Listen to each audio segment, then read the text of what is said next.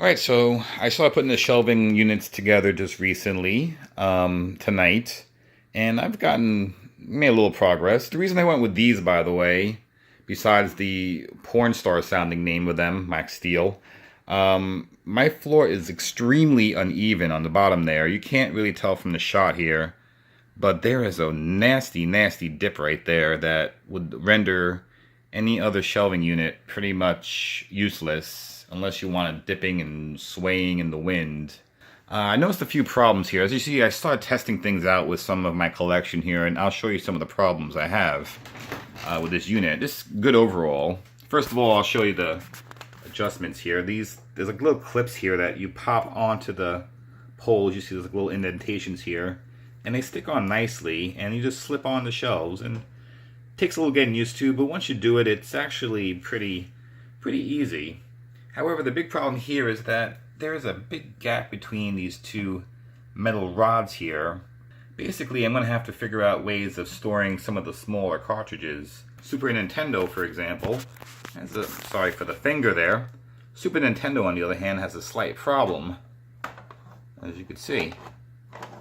See, it doesn't really fit like that, so you have to either put them this way, which means I can't read the labels really easily, or somehow, nope, that's the only way.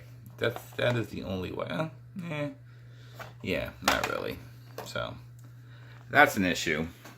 Here's the VHS, his 38 Ambush Alley, and it falls right over if you lean against the back, so you're going to have to kind of balance it in the middle of the two bars, which is no fun. So here you go. Here's my game shelves. My Pac-Man TV tray is missing. It's been used for something else at the moment. So how did I fix that little gap situation to bring it back up to speed? I don't remember what I said last time, but yeah, there's this big gap here that prevents a lot of the smaller cartridges from staying on there. I actually ordered some plexiglass. As you can see, you can't see it. It's nice and clear. As you can see here with the Super Nintendo cartridges, it holds it up nicely. So that worked out. Here are the NES cartridges, and of course alphabetized, because that's the way I likes it. DS, 3DS, Super Nintendo cartridges. One of the reasons I had to get those little barriers for the gaps. Some boxed games in various degrees of condition here. I know Fighting Golf is losing that fight towards staying in one piece. Then on the bottom there we got our Wii U, and television games. Onto the second shelf, got some of my what do they call those? The handhelds from the 70s and maybe early 80s. The problem with these Atari cartridges, and by extension the ColecoVision and television, etc., the early 8-bitters, second generation, there's so many of them, I just had to kind of stack them, because otherwise they're using up a lot of shelves needlessly, and I might find a better way to store those, but for now these work out perfectly. There's my loose Genesis cartridges, another reason I needed those plastic barriers to keep them nice and, well, what's the opposite of unruly? I guess ruly. Genesis Master System. And moving on to the PS2, once again fits nicely. PS3. And to the bottom here, we got some Atari box games, Sega CD, and those Action Max gems. Yeah, so that is the Maxsteel shelves. Do I recommend them? Maybe. If you're storing mostly DVDs and CDs, I would recommend it if you don't mind the look of metal. A little industrial looking, not as nice in the living room, but does a trick somewhere else if you have a lot of storage, because they're quite roomy for the price. They're about $100 a pop on Amazon. So for that reason, I would recommend it. So when I did all this, I actually kind of redid my entire room at the same time. So I want to swing on over here, my game center here, and I kind of arranged them more or less the same as I had them before.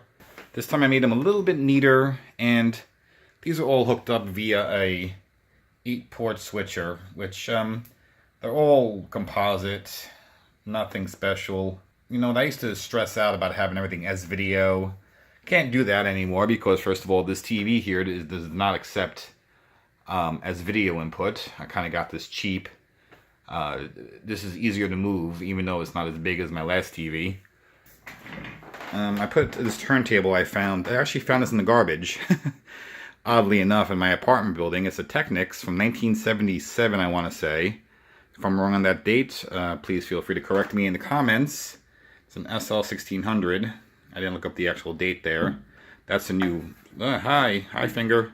That's a new stylus, of course. One of the other changes I made here is... I'm only having this hooked up for now. This is the Atari 7800. Because I used to have the 2600 hooked up separately, and I just realized that it's redundant. One thing that plays Atari 2600, and it's perfect. It's not like it's emulation. That has Atari 2600 hardware in there. The only difference is that it doesn't have a black and white color switch, and it affects maybe 1 or 2 games, maybe. Other big change here is that the Commodore 64 I've kind of downgraded and left it mostly unhooked.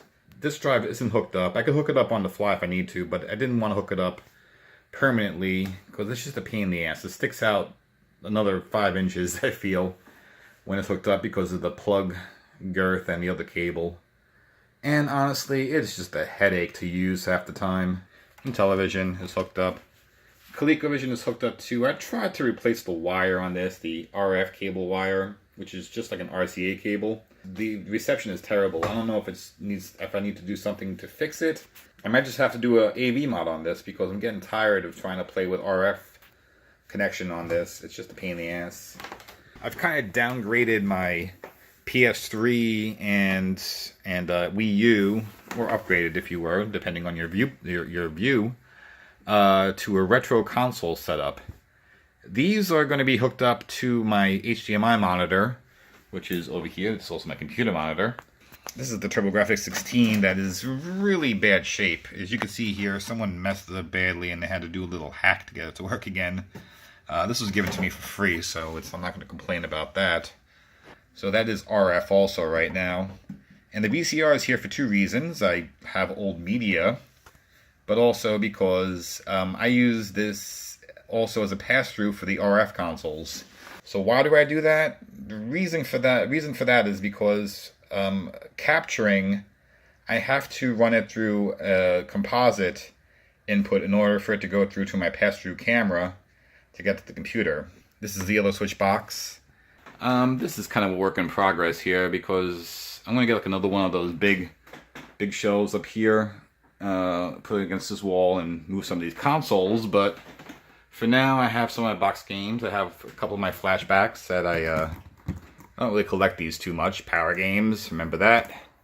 There's the old heavy sixer. And here's some of the miscellaneous stuff from my collection. Some 8-bit computer games. This is Frogger for the Atari 8-bit computer line, while this is for the Commodore 64. This is ColecoVision. Here's some Commodore 64 cartridges. And a cassette if I want to hook up the tape player. I think I tried this once. It did not work. Honestly, Commodore 64 software is dying slowly. But at least I can play Kickman. And this, I can tell you, is the first videotape we've ever owned. This was literally the first thing we bought when we got a VCR back in the early 80s. Michael Jackson's Thriller. Still plays quite nicely. Lobster Man from Mars is an interesting movie if you ever get a chance to see it. And of course everyone loves Zapped. We're all Devo, as you could tell I'm a Devo fan, so this video is also invaluable. It's also backwards. Just gotta turn that around. The only PC games I have on display are my Leisure Suit Larrys. One is, of course, backwards, I just noticed. My Quiz Whiz, including the new one my friend Scott gave to me. It's a newer one, but I have the old Coleco one as well, including the 4-player version. Right there. We got ourselves a collection of books. Oh, here is some Needle Vision, CEDs. I can't pronounce the word capacitance electronic discs, but those are those. I don't have a player for this either, but I found these randomly in my travels, so I decided to buy one. American Werewolf in London. Here's Airplane.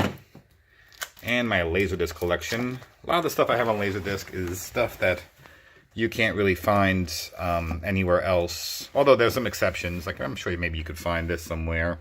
Some Smithereens videos. Or Michael Nesmith's Elephant Parts, which you saw in my Fun and Games or one of those episodes. Complete Beatles. Good to have. I'm not going to go through all of these, but there's the Fun and Games. There's the Kid Disc. I haven't touched this one yet, but this will be a future episode, Maze Madness. Here are some demonstration discs that I came across.